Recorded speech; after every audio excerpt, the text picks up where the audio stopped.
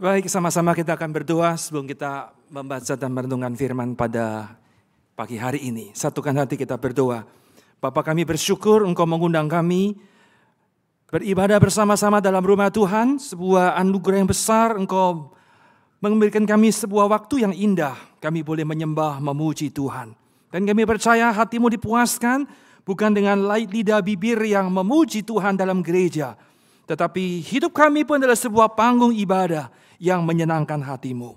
Bapa yang baik, kami ada dalam rumahmu dengan satu tujuan. Izinkanlah kami dijumpai oleh Tuhan ketika Alkitab dibuka, dibaca. Tetapi yang terlebih utama adalah hati kami yang dibuka lebar-lebar untuk menyambut akan Injil-Mu. Berbicaralah, kami siap untuk menerima firman-Mu. Karena hanya di dalam nama Tuhan Yesus kami berdoa. Sama-sama katakan, amin. Baik, shalom Bapak Ibu sekalian. Senang sekali berjumpa dengan saudara dalam ibadah pagi hari ini.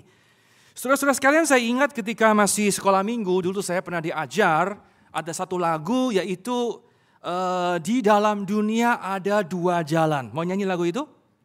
Masih ingat lagu itu? Bara Lause, masih adakah lagu itu di hari ini? Masih ada ya? Kalau ada tolong bertobatlah. Lagunya kira-kira mengatakan di dalam dunia ada dua jalan. Betul ya? Kenapa? Terpukau dengan suara saya ya? Saudaraku, sejujurnya bagi saya lagu itu adalah lagu yang mungkin ya bagi saya kurang biblical, saudaraku. Di dalam dunia itu tidak ada dua jalan, yang ada hanya satu jalan menuju kebinasaan. Oke? Saya tidak akan mengupas lagu itu. Hari ini saya akan mengajak saudara memikirkan yaitu Mazmur nomor 1. Mazmur yang pertama. Di dalam Mazmur ini kita menemukan bahwa Tuhan seolah-olah melalui pemazmurnya, dia memaparkan dua jalan. Two paths, two ways, and only two. Ya, cuma dua, saudara. Tidak ada pilihan yang lain. Tidak ada jalan yang lain, saudara. Hanya dua. Antara satu atau dua. Gak mungkin Anda memikir, oke, saya pilih setengah satu, setengah dua. Ini bukan jam, bukan saudara ya. Hanya separuh saya ambil. No. Hanya dua jalan. Seperti apa kak gitu? Yang pertama adalah, jelas adalah jalan orang benar. Yang kedua adalah jalan orang fasik. Berkali-kali sepanjang Mazmur itu dikontraskan akan dua jalan yang berbeda itu. Mari sama-sama kita akan melajari, kita akan mengeksposisi Mazmur nomor 1. Secara perlahan-lahan kita akan mempelajari. Namun untuk mempermudah saudara, saya membantu saudara untuk boleh memberikan sebuah logika berpikir sehingga Anda boleh ngikutin, oh inilah arah khotbah yang kita mau eksposisi. Ada 3 hal yang akan kita pikirkan bersama-sama dari Mazmur 1. Saudara, yang pertama, saya mau mengatakan ini adalah gambarannya kira-kira ada 2 orang. Satu orang benar, yang kemudian dia punya godly living. Dan endingnya adalah apa? Kebahagiaan kekal. Kebahagiaan kekal. Atau yang kedua, dimulai dengan jalan orang fasik. Yang di dalamnya adalah ungodly. Dan endingnya adalah apa? Kebinasan kekal. Baik, ada 3 poin yang kita pikirkan bersama. Saudara, yang pertama, kita mau belajar terkait dengan yang namanya profile. Profile orang benar. Sudah seperti apa sih orang benar itu? Yang kedua, kita mau belajar bersama-sama yang namanya gambaran orang benar. Sebagaimana kitab suci khususnya Mazmur mendeskripsikan, melukiskan orang yang benar. Dan terakhir, kita akan tutup dengan destinasi. Tujuan akhir, endingnya, landingnya kemana? Dua manusia itu khususnya orang benar. Oke, kita akan sama-sama mulai yang pertama. Profile orang benar. Yang siap terima firman Tuhan katakan yes. Kurang mantap. Oke, yang pertama saudaraku.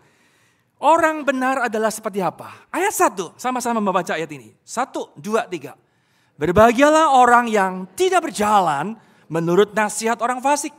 Yang tidak berdiri di jalan orang berdosa. Dan yang tidak duduk dalam kumpulan pencemooh.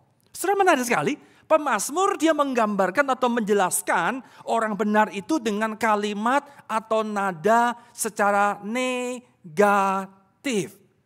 Anda lihat warna kuning itu. Tidak, yang tidak, yang tidak. Ini kalimat negatif loh, negatif sekali, sangat negatif. Kita mau dalami sama-sama. Perhatikan kalimat tidak berjalan. Saya berimajinasi bahwa berjalan itu artinya kira-kira seperti ini. Andai kata saya lewat sebuah tempat, ada sesuatu yang menarik lokasi sana. Saya hanya berjalan, cuma lewat doang. Saya tidak ada ikatan dengan katakan kelompok atau tempat tersebut. Saya cuma jalan doang, hanya lewat. Oke? Perhatikan kata kedua, yaitu kata berdiri. Kalau seorang ibu-ibu, seorang enci-enci, pergi ke mall, kemarin saya memimpin pernikahan di hotel, kami lewati masuknya melalui mall, kemudian ibu-ibu yang dampingin saya, waktu pulang mengatakan, Musa buru-buru pulang ya. Iya, saya mau meeting. Mereka mengatakan, kami mau shopping. Oke, saya katakan saya doa dalam hati, Tuhan jauhkan pencobaan ini Tuhan. Kami pulang, kami jalan jauh. Nah, namanya ibu-ibu, lihat itu ada merek-merek yang menarik. Matanya saya kiri, kanan, kiri, kanan, kiri, kanan. Saya lempeng, saya jalan terus saja, biarin saya nggak mau tahu jauh. Saya gambarkan. Pertama jalan, berjalan. Sesuatu yang menarik, menggiurkan sekitarnya bukan? Tapi kemudian katakanlah, contoh, ini nggak real, nggak ada so. Seorang ibu kemudian bukan berjalan. Sekarang dia mulai apa? Mulai berdiri di depan sebuah butik. Dia mulai lihat. Anda lihat apa yang terjadi? Ada sebuah progresivitas. Betul? Ada unsur tertarik. Kalau tadi cuma jalan doang. Gak ada ikatan, gak ada kedekatan. Tetapi tahap kedua, dia mulai apa? Muncul ketertarikan. Kayaknya handbagnya boleh juga ya. Kayaknya rumah saya gak punya barang itu deh. Anda lihat ya, mulai dalam, makin dalam saudaraku. Tidak berhenti di sana. Muncul kata ketiga. Apa itu kan? Kata duduk. Saya pastikan ibu kemudian mulai masuk. Bukan di depan dia berdiri. Dia mulai melangkahkan kakinya. Kemudian mulai mengambil kursi. Dia mulai duduk di sana. Lakukan tawar menawar. Tidak boleh. Ini butik bukan mangga 2. Saya melihat. Apa artinya sih? Pemazmur sengaja memilih sebuah kata. Istilah yang menggambarkan progresivitas. Sebuah gradasi. Ada sebuah tingkatan yang makin dalam. Makin tajam. Perhatikan kata berikutnya. Kalau pertama kita menelusuri kata tidak berjalan, tidak berdiri, tidak duduk. Sekarang kita bergeser yang ke kanan. Yaitu kata apa? Nasihat orang fasik. Apa tuh nasihat? Saya berimajinasi nasihat artinya apa? Saya berjalan kemudian ya cuma ngobrol. Cuma cari pengetahuan, cari insight, cari wawasan. Cuma ngobrol sama kelompok tertentu. Hanya mendengar nasihat. Tetapi perhatikan, kembali kata kedua dimunculkan oleh pemazmur. Apa itu? Dia bukan dengar saja. Sekarang dia mulai menyetujui nasihat itu. Dia mulai bahkan melakukan. Artinya apa? Dia berjalan di dalam kelompok tersebut. Puncaknya Bapak Ibu sekalian. Dia bukan hanya mendengar nasihat. Bukan hanya dia join di dalam kelompok itu. Jadi member lebih jauh lagi. Saya mau mengatakan dia menjadi apa? Pencemooh. Menjadi member yang fanatik. Serta pencemooh. Orang suka menghina. Suka merendahkan. Siapa yang direndahkan? Jelas. Rivalnya. Lawannya. Musuhnya. Sederhananya orang yang digambarkan oleh pemazmur ini. Yang memperlihatkan sebuah progresivitas. Dia makin parah, makin parah. Celakanya, dia bergerak ke arah yang semakin negatif. Kemudian pemazmur mengatakan dalam kalimat ini ayat 1. Dia berkata, orang benar itu bukan seperti ini. Bukan. Pertanyaannya, lalu seperti apa orang benar? Yang kemudian dijelaskan oleh pemazmur. Kita bergeser ayat kedua. Sama-sama membaca. 1, 2, 3. Tetapi yang kesukaannya ialah Taurat Tuhan. Dan yang merenungkan Taurat itu siang dan malam. Bapak Ibu sekalian, kalau pertama pemazmur memakai kalimat negatif. Yang tidak, yang tidak, yang tidak. Sekarang dia bergeser ke nada yang positif. Oke? Anda dengar kalimat saya baik-baik. Perhatikan kalimat saya baik-baik. Saudara, pemazmur tidak ngomong begini. Berbahagialah orang yang tidak berjalan menurut nasihat orang fasik. Tetapi dia berjalan menurut nasihat orang saleh. Tangkap poin ini? Itu bukan kalimat pemazmur. Ulang ya. Pemazmur tidak mengatakan, Anda lihat logika plus minusnya nih. Pergerakan dari negatif ke positif. Dia tidak berkata, berbahagialah, diberkatilah orang yang tidak berjalan, tidak berdiri, tidak duduk dalam lingkungan orang berdosa. Tetapi dia berjalan, dia berdiri, dia duduk bersama dengan orang-orang yang suci. Saudaraku, itu bukan logika pemazmur. Tangkap poin ini? Tidak, saudaraku. Apa yang muncul di ayat kedua? Tidak muncul konflik. Sebaliknya di ayat 1, tidak, saudara. Saudara, apa maksud kalimat ini? Konsep.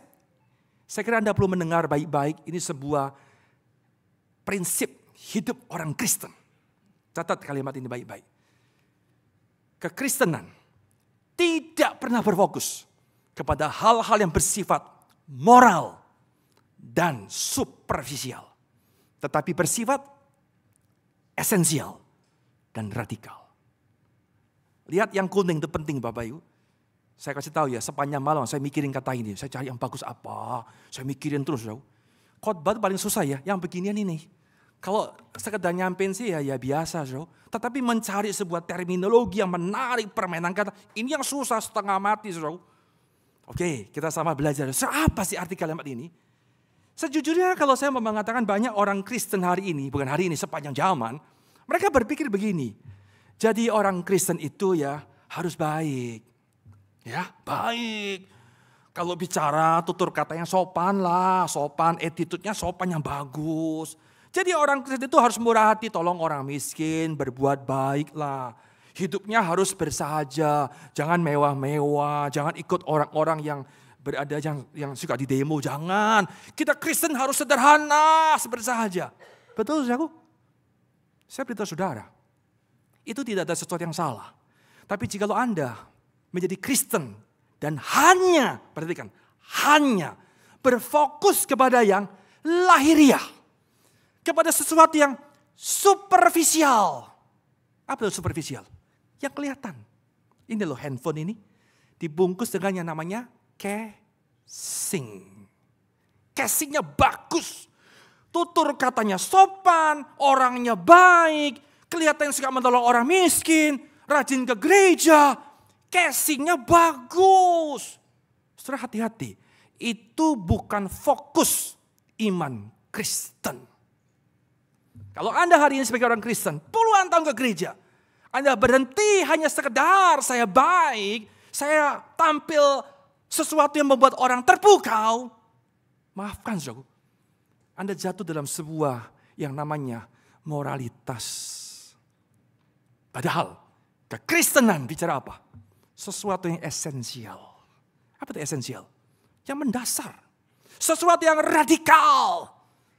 Apa itu radikal, saudara? Kata radikal dari kata bahasa Latin, kata radix. Artinya apa? Akar. Kembali ke akar. Menuju ke akar. Saudara, itulah esensi kekristenan. Saudara, jangan terpukau dengan sebuah bangunan yang megah. 7 lantai, 8 lantai. Wah, semua orang tepuk tangan. Mewah, besar. Hei, ini superficial. Ini casing. Saya tidak mengatakan itu tidak penting. Tidak, saudara. Penting sekali. Tapi kalau Anda hanya terkecoh melihat yang megahnya, yang casingnya. Tapi sorry. Kemudian yang esensial, yang akar, yang fondasi diabaikan. Strukturnya, konstruksinya tidak diperhatikan. Wow. Semegah-megahnya bangunan itu. Satu kali akan roboh. Hati-hati Bapak Ibu.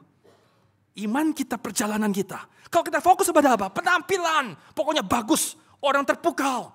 Superficial, moralitas. Tetapi Tuhan fokus kepada apa? Esensial. Radikal. Fundamental. Nah pertanyaannya, apa sih yang fundamental dalam kekristenan itu?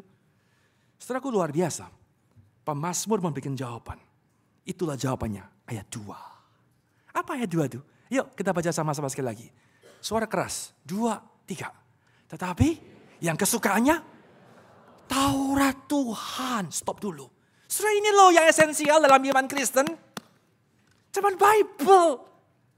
Dia tidak mengatakan, orang diberkati Tuhan itu tidak kumpul sama orang berdosa. Pergaulannya positif. Oh betul. Tetapi pemazmur tidak berkata itu. Dan mengatakan siapa orang benar itu. Dari kalimat negatif yang tidak.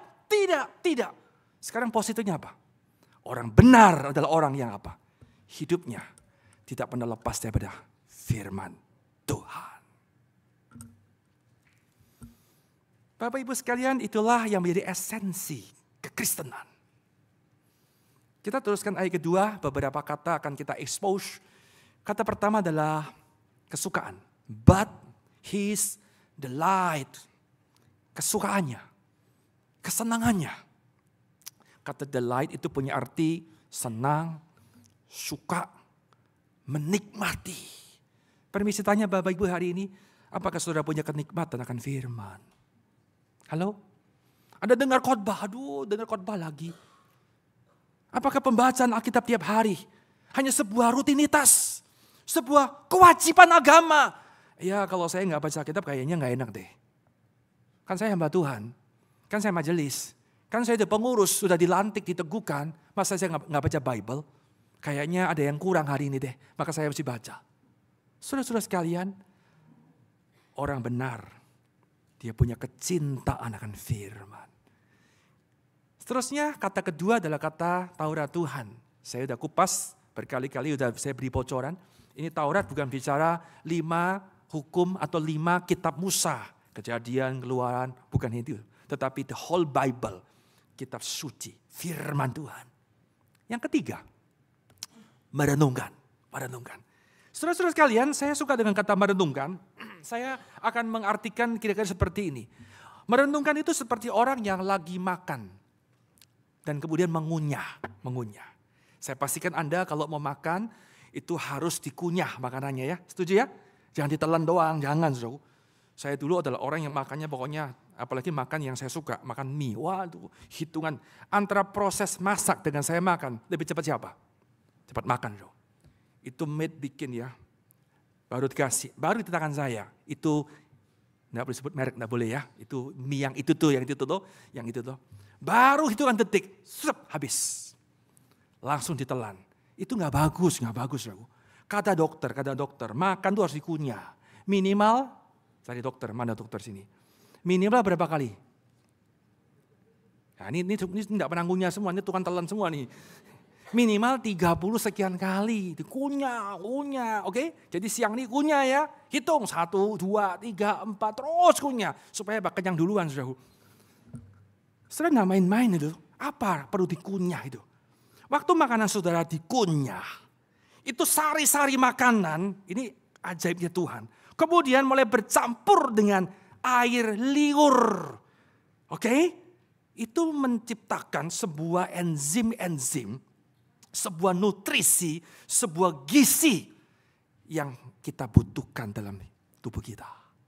Sederhananya, ketika orang mencintai firman, dia merenungkan firman itu menyatu dalam hidupnya. Firman itu manunggal dalam jiwanya. Firman itu mendarah daging dalam dirinya. Setelah itulah orang benar. Jadi orang benar jangan terfokus kepada apa? Waduh penampilannya bagus, orangnya sopan. No. Dimulai dari apa? Esensialnya. Bapak Ibu sekalian, inilah sebuah penjelasan yang Alkitab Pemazmur nyatakan. Orang benar. Orang yang diberkati oleh Tuhan. Yang kedua, kita sama-sama lanjutkan pembacaan kita setelah kita menemukan bahwa orang benar itulah digambarkan seperti yang telah kita pelajari panjang lebar ini. Sekarang kita mulai melihat sama-sama bagaimana Alkitab sekarang melukiskan yang namanya orang yang benar itu. Bapak Ibu sekalian, kita akan membaca, kita sudah selesaikan ayat 1, ayat 2, sekarang kita meneruskan ayatnya yang ketiga. Oke, sebelum saya bergeser ke ayat ketiga, saya mau ringkaskan dulu poin 1. Jadi kira-kira begini, logika berpikirnya. Orang benar itu adalah orang yang mencintai firman. Firman mendarah daging dalam hidupnya. Dan firman itu kemudian mulai membentuk, mencetak mindset. Membentuk world view. Cara pandang, cara pikir seseorang. Di mana outputnya, keluarnya adalah apa? Godly living. Lihat logika itu. Jangan fokus pada godly living. Wah, hidupnya bagus ya, orangnya murah hati ya, orangnya sabar ya. No. Ini bisa menipu, bisa menipu. Tetapi ini ada sesuatu yang superficial. Tetapi esensialnya dulu. Firman itu mendarah daging mencetak dia. Sehingga apa yang keluar dari hidupnya adalah hasil produksi yang di dalam, yang akar itu loh, yang fundamental itu loh. Itulah profil orang benar. Yang kedua, bagaimana gambaran orang benar? Ayat ketiga dikatakan seperti ini, ia yaitu orang benar seperti pohon. Sama-sama katakan pohon. Pohonnya bagaimana? Ditanam di tepi aliran air. Yang menghasilkan buahnya pada musimnya dan yang tidak layu daunnya. Ingat kata pohon itu adalah orang benar. Sementara itu kita meneruskan bagaimana Alkitab Pemazmur menggambarkan orang fasik. Ayat keempat Bapak Ibu sekalian dikatakan seperti ini. Bukan demikian orang fasik. Kalau Anda melihat Septuaginta itu Alkitab di dalam bahasa Yunani. Ya, Mazmur ini diterjemahkan Yunani itu menarik sekali terjemahnya. Kira-kira bunyinya begini.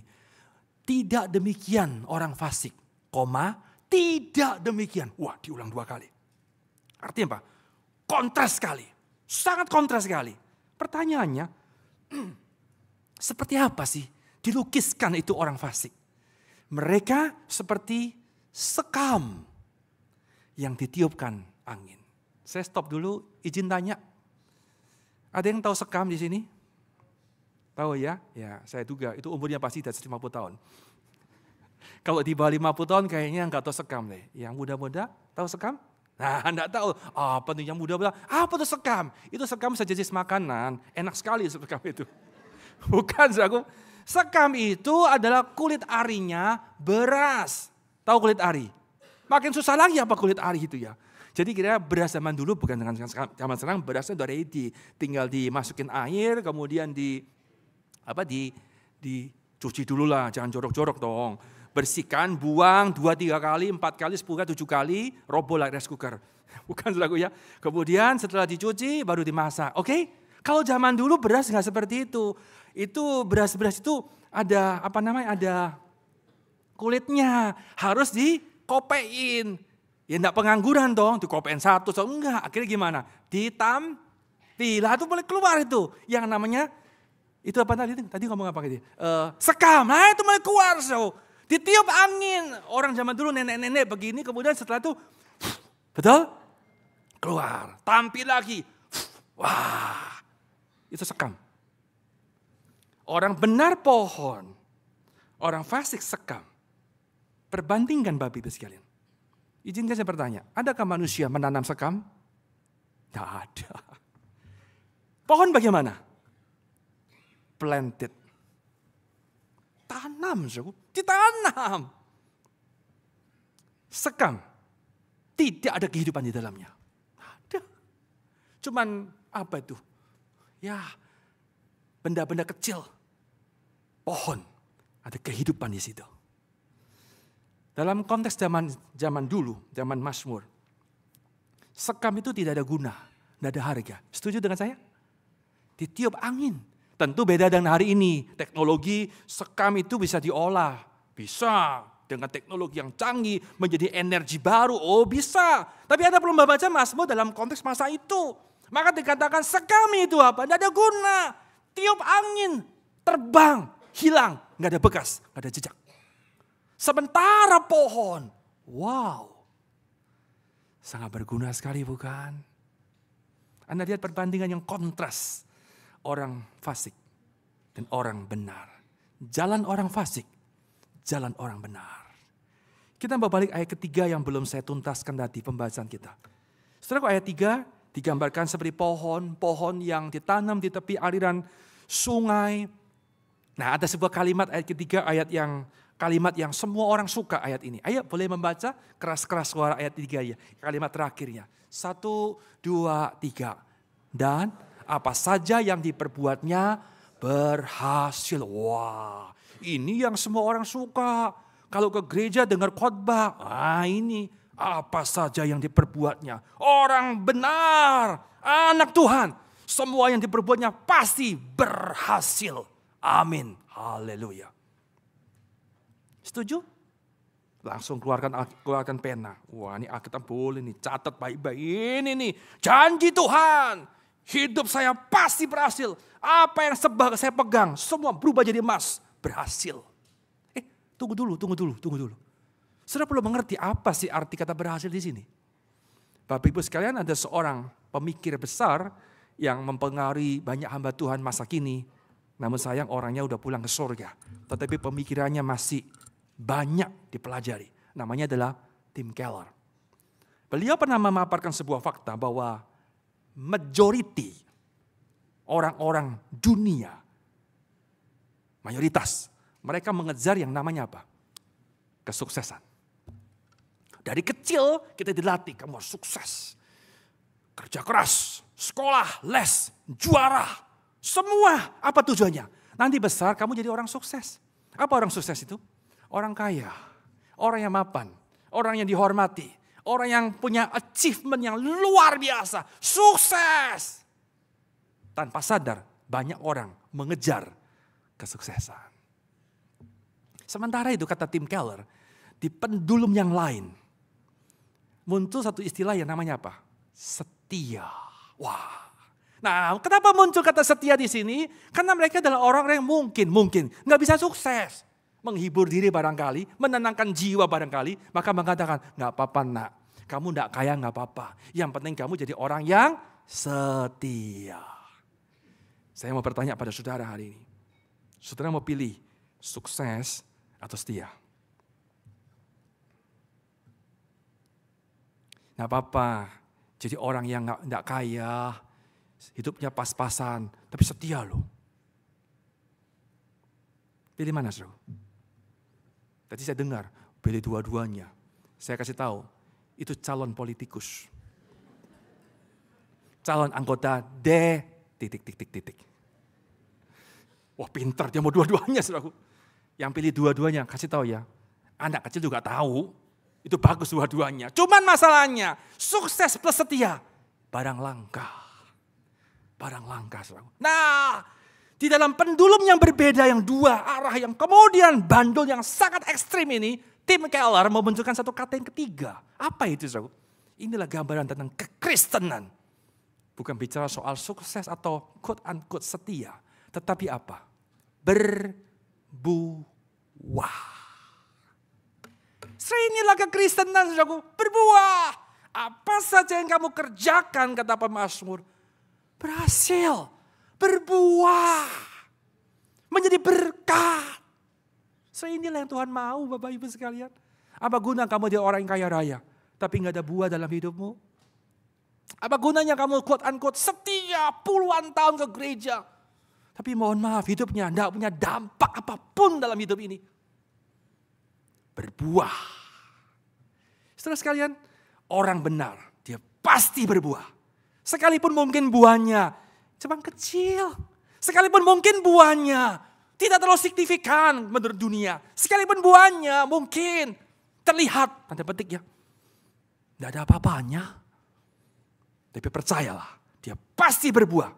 Karena orang benar diberi makan dari air kehidupan yang mengalir, terpancar langsung dari firman Tuhan.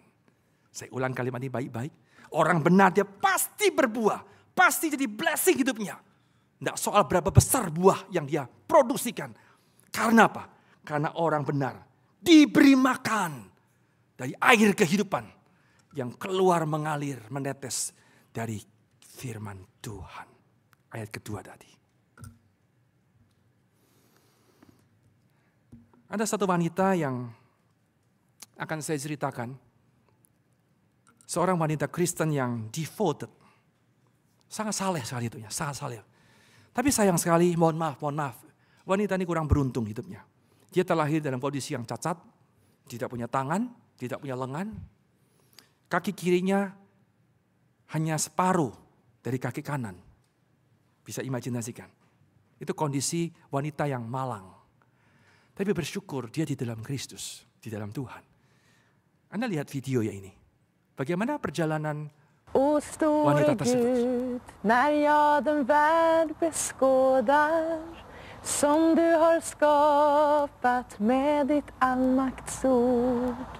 Hur där din visdom väver livets trådar och alla väsen mättas vid ditt bord. Då brister själen ut i lovsångsljud. Och store Gud,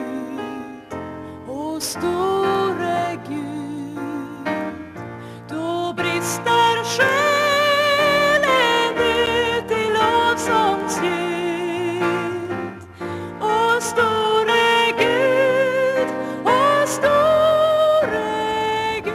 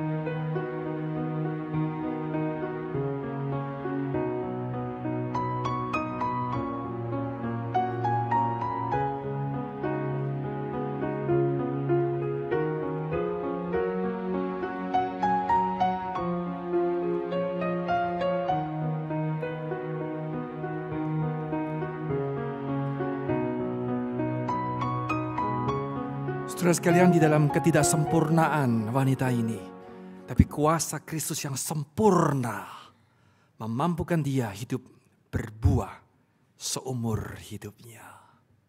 Itulah orang benar, saudara. Yang terakhir, kita tiba di penghujung Mazmur ini yang memperlihatkan itulah destinasi. Dua ayat terakhir memperlihatkan seperti apa quote-unquote nasibnya orang dua itu, saudara. Ayat kelima menyatakan sebab orang fasik tidak akan tahan dalam penghakiman. Ingat kata penghakiman, saudara. Kalau saya menggambarkan kira-kira Tuhan itu kemudian memakai semacam timbangan. Diukur, dinilai, diuji oleh Tuhan. Seperti apa orang fasik yang seperti sekam ditiup angin. Apa yang mau ditimbang? Ditiup, habis. Diukur, ditimbang, kosong. Gak ada bobot, hilang. Jejak pun tidak ada. Itulah orang fasik. Ayat ke-6 memperlihatkan bicara soal final judgment, penghakiman. Bukan pada akhirnya orang fasik itu apa? Menuju kebinasaan. Mengerikan sekali. Tetapi sementara itu pemazmur memperlihatkan inilah destinasi orang benar. Ayat ke-6. Sebab Tuhan mengenal jalan orang benar. Wah, ingat ya, mengenal. Yang kedua apa? Dikontraskan, tetapi jalan orang fasik menuju kebinasaan. Bapak Ibu sekalian, memang dalam bahasa Indonesia tidak terlalu kelihatan ini kekontrasan antara mengenal dengan jalan atau menuju kebinasaan. Tidak kelihatan. Tetapi dalam bahasa Ibraninya, puisi itu mempunyai sebuah paralelisme. Tetapi yang tidak simetris bentuknya. Izinkan saya memakai bahasa yang sederhana supaya Anda mudah memahaminya. Kira-kira Tuhan ngomong gini. Tuhan itu mengenal. Mengenal artinya apa? Relationship. Tuhan itu mempunyai relasi. Dengan siapa? Orang benar. Ada sebuah relasi yang dalam, yang dekat, yang intim antara Tuhan dengan orang itu. Saya suka dengan kata sebaliknya. Orang benar dikenal oleh Tuhan. Oke, kontrasnya. Bagaimana Tuhan dengan orang fasik? Tuhan tidak mau punya relasi dengan orang fasik. Halo? Kalau orang benar, Tuhan suka dia bergaul. Sekalipun kamu adalah orang yang jatuh bangun dalam dosa, belum sempurna. Tapi dia mau berelasi. Dia cari saudara, dia kenal saudara. Sementara orang fasik, wow, Tuhan tidak mau berurusan. Tidak mau berurusan, tidak mau berelasi sama sekali. Tuhan langsung biarkan orang fasik. Apa itu? Binasa. Wow. Bapak Ibu sekalian, penderitaan yang paling mengerikan, kesengsaraan yang paling menakutkan ketika manusia terpisah dari Sang Penciptanya. Tapi bersyukurlah, kita adalah orang benar yang dikenal oleh Tuhan sendiri. Bapak Ibu sekalian, saya akan mengakhiri khotbah ini dengan gospel connection. Saudara-saudara sekalian, kalau di awal Anda telah mendengar khotbah itu berkali-kali, kalimat-kalimat di awal saya katakan, inilah orang benar. Orang yang begini, orang yang begitu. Kalau kita mau jujur Bapak Ibu sekalian, mari kita merenung di hadapan Tuhan hari ini. Pertanyaannya, ada gak sih orang yang dilukiskan dalam Mazmur pasal 1 itu, saudara? Sekali lagi ya, apakah ada sih orang yang hidupnya tidak terkontaminasi oleh dunia? Orang yang tidak berdiri, tidak berjalan, tidak duduk di dalam kumpulan-kumpulan orang berdosa. Pertanyaan, ada gak sih orang seperti itu? Adakah orang yang kemudian hidupnya selalu mencintai firman, membaca siang dan malam? Ada nggak orang seperti itu Bapak Ibu sekalian? Kita jawab dengan jujur. Tidak ada satupun manusia yang melakukan, yang mampu memenuhi Mazmur nomor 1. Tidak ada, saudara. Tidak ada. Lalu bagaimana? Saudara dengar, satu-satunya manusia, saya ulang, satu-satunya orang yang benar, satu-satunya orang yang mencintai firman, satu-satunya pribadi yang hidupnya tidak pernah terdistorsi oleh dosa, bahkan tidak mengenal dosa sekalipun. Siapa dia, saudara? Yesus Kristus. Hanya Yesus, saudaraku. Itu sebabnya, barang siapa yang percaya pada Yesus, di dalam Kristuslah Anda dimampukan menjadi orang yang benar. Di dalam Kristuslah kita mampu mencintai. Dia berikan kita desire akan firman itu. Di dalam Kristuslah Dia memberikan engkau dan aku benih, bibit, sehingga hidupmu boleh berbuah sepanjang hidup kita. Di depan kita ada roti dan cawan Bapak Ibu. Inilah yang Kristus lakukan. Saudara ingat, Mazmur 1 tidak mengatakan, oh kamu harus berbuat A, berbuat B, berbuat C. No, tidak saudaraku. Tetapi kita melakukan apa? Kembali pada Kristus, pada akar. Kristuslah yang mengerjakan bagi kita. Disitulah kita dimampukan mempunyai output godly living. Saya undang bersama-sama kita bangkit berdiri. Mari sama kita kembali pada Tuhan Bapak Ibu sekalian. Balik pada Kristus. Yesus pernah berkata dalam Yohanes pasal 15. Di luar aku, kata Yesus, kamu tidak bisa buat apa-apa. Gak bisa, saudara. Itu sebabnya mari datang pada Kristus berkata, Tuhan, kenapa aku gagal? Kenapa hidupku kacau balau? Kenapa aku kurang mencintai firman? Kenapa aku gampang terdistorsi oleh dunia? Satu jawabannya, mungkin engkau tidak tinggal di dalam Kristus. Barangkali carang itu terpisah. Hari ini katakan, Tuhan, di tengah-tengah perjamuanmu, ini darahmu kau kucurkan. Aku mau tinggal dalam kasih itu. Di sana engkau dimungkinkan jadi orang yang benar. Dan hidupmu berbuah untuk Tuhan selama-lamanya. Mari kita berdoa. Tuhan, tolonglah kami. Di tengah-tengah kefrustrasian kami, tiap minggu kami mengaku dosa. Mungkin dosa yang sama berulang-ulang kali. Kenapa kami lebih mencintai dunia dan bukan mencintai Tuhan? Di tengah-tengah kefrustrasian kami bersyukur Tuhan baik. Tuhan bersabda kepada kami, Tuhan menyampaikan isi hatimu. Engkau berikan kami solusi. Dari surga Tuhan berkata, anakku, tinggallah di dalamku. Aku memberikan kamu kekuatan untuk mewujudkan hidup orang benar. Tuhan, terima kasih untuk undanganmu. Terima kasih untuk kasih-Mu yang besar. Maka sekarang kami optimis, kami berani melanjutkan perjalanan iman kami. Maka kami boleh, hidup kami menjadi blessing kepada siapapun kami jumpai. Terima kasih Tuhan, terima kasih. Menteraikan ya Roh Kudus setiap taburan benih Injil, maka kami boleh melihat hidup kami seperti pohon yang subur, yang berbuah, yang hijau, di mana Tuhan dipuaskan atasnya. Terima kasih Tuhan, dengarkan doa kami. Di dalam nama Tuhan Yesus kami berdoa.